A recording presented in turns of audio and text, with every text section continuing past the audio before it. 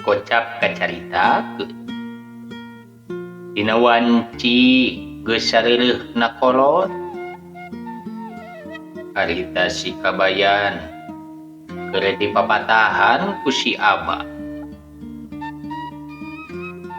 Ari eta papatah teh nyaeta nitah sangkan si Kabayan teh boga pagawean nyama si Kabayan anu sapopoe nangan saukur sare diajak ka kebon loba alasan kon kitu deui lamun magawe ka sawah atuh lamun gawe ka pabrik atawa ka kantoran mah dijauheun dina pendidikan jeung kamampuan ge komo deui pagawean ayeuna mah syaratna teh mangrupa-rupa salian ti pendidikan jeung pangabisa sok kudu aya oge syarat pangalaman jeung pangabisa ngendalikeun 7 elemen. Ukituna miten kana kaayaan si Abah teh mamatahan si Kabayan pikeun isukna cenah diajar dagang.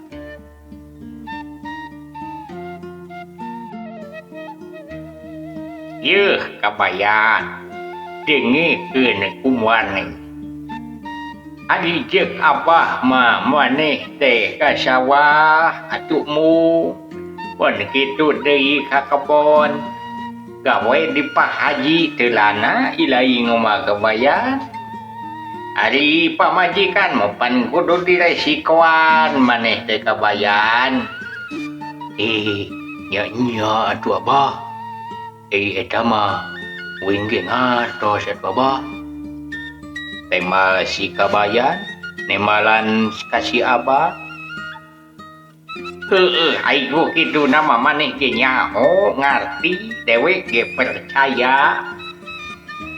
Ngan rabi da ari nempo kana kalakuan maneh mah Kabayan matak jenggel deuleu Abah teh. Untung anak Abah mah boga pangabisa jeung kadaek ini ka kebon atuh pabeberang sok rajeun ngarompes buncis. Nah ari maneh jalu-jalu Kabayan kalaka wae. Ari Abah eta teh sare teh pan mau ieu Bah mengejar mimpi eta teh. Aing mengejar mimpi nama eta ge tapi dari mimpi teh hudang tuluy diwujudkeun mangan saukur ngimpi atuh Kabayan. Nya Bah lajeng ari kitu kumaha kitu? Da dewek teh ieu teh cik boga saran keur ilaing. Kumaha lamun ilaing teh isuk mah diajar dagang bajigur Kabayan. Pokna si Abah kasih Kabayan. Namun misalkeun kuring dagang bajigur Abah. Kumaha eta teh pan kuring mah teu boga ijazah.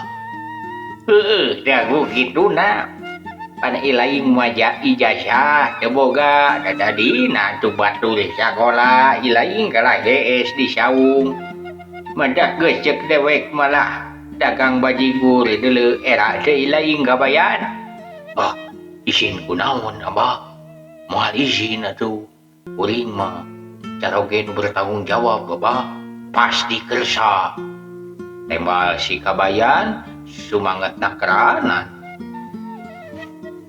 Ya ari gitu mah syukur atuh ari maneh boga gawe mah atuh maneh teh da meureun boga kahayang boga naon kitu beulieun jadi ilaing teh henteu ngandalkeun pamajikan Kabayan kon kitu deui nyi iteung anak Abah moal capek teuing meureun maraban maneh. Ari maraban kuring mah nu mangrupi nyangu eta mah tos kewajiban Abah. Eta ge tapi ari meuli beasna ku pamajikan mah cik atuh si laing teh awak sehat eueuh nu kurang cik aya kadaek Kabayan. Panenjing bade jalan atuh Abah. Ari enjing kuring kumaha ieu teh kateun Mang Adulna. Langsung wae gitu. Wawasos bade jalan cek si Abah kitu adana pi kumaha. Geus eta mah dewek geus ngomong leuwih ti heula ka si Adul jadi isuk ilaing geus disiapkeun dagangan mah kabayan. Tembal si Abah harita ngarobrol teh haruplak tepikeun ka tengah beutingna geus kitu mah duanana malencar asup ka kamar sewang-sewangan pikeun leleson kacaturkeun dina wanci isukna dina mangsa coreng cangtihang harita si kabayan geus hudang tur siap-siap dek indit dagang. Eta kajadian. Mata kejadi kaget kanyi iteung katut amu. Begitu nama wajar. Sabab si kabayan anu biasana kebluk kudangna teh beurang maju ka sore. Ieu dina wanci coreng cangtihang geus siap-siap bari ginding. Kok bae nyi iteung nanya, "Ari akang dek ka mana ieu? Hoyak kieu geus ginding ari akang teh ka mana?" Ceuk nyi iteung nanya ka si kabayan. "Ieu nyi, ayeuna mah akang teh dek diajar dagang. Da wengi akang teh ku si Abah teh di papatahan. Pajarkeun teh cenah kudu dagang. Dek dagang bajigur ka ditu bubuluh ka Mang Adul." Atuh sanes titih heula ari akang. Ya alhamdulillah we abi mah ngarasa syukur ari akang ayeuna karasa dagang mah. Tembal nyi itu keos. Manehanana hideung nyiapkeun bakal keur si kabayan dagang. Ari si kabayan tuluy maneh nama nyisiran make minyak seungit jeung sagala rupa. Serog panggih jeung nyi iteung anu bijil ti dapur. Harita nyi iteung ngabahanan rantang nu eusina sangu katut laukna. Los bae si kabayan nu edek indit dagang teh ngagandeang mamawa rantang teu bina wae ti ustad nu balik ti pasamuan.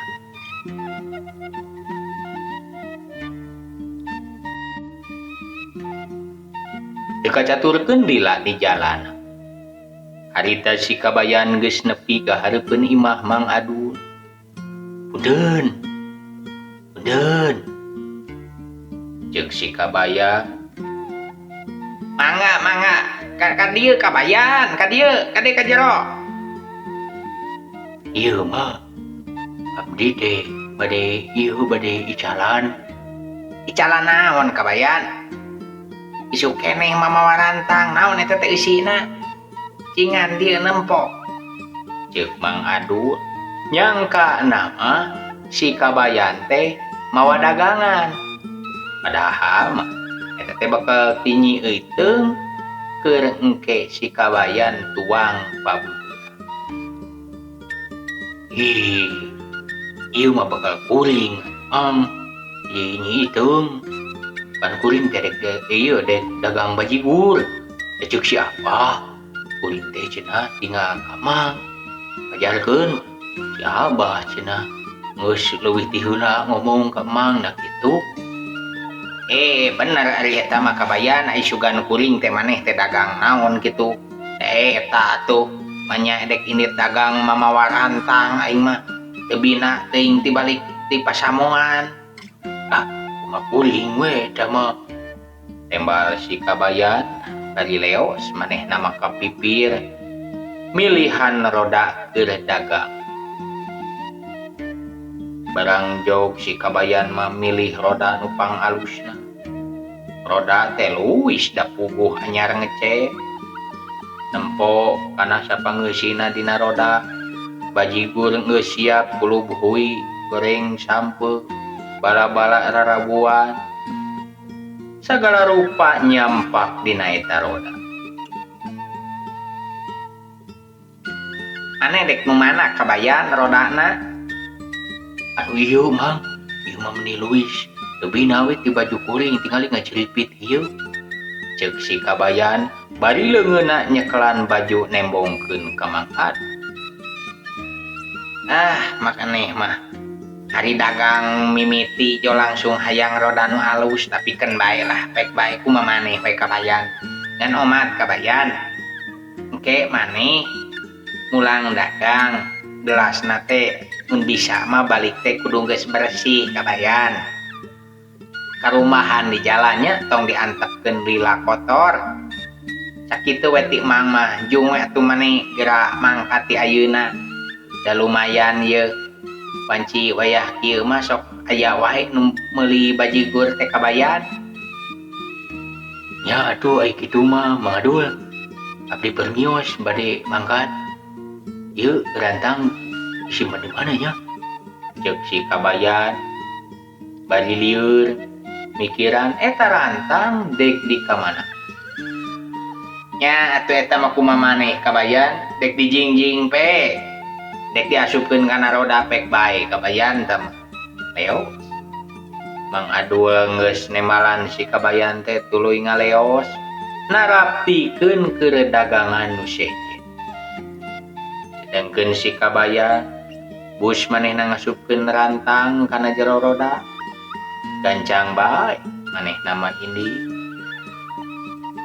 Mapai-mapai jalan ngasruk ti lemburan kacaturkeun nama dagang si kabayan teh payu. Atuh ku kitu nama dina wanci pas sore dagangan si kabayan teh geus tereh bea. Anu nyesa teh tinggal 10 behui jeung bajigur saglaseun deui.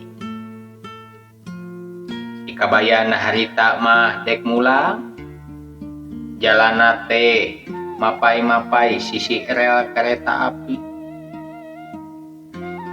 Barang si kabayan nempo pancuran anu caina sakitu heran. Si kabayan ditingalian diilikan di mana ieu sumber caina. Tetela eta sumber cai nya eta datangna ti gunung.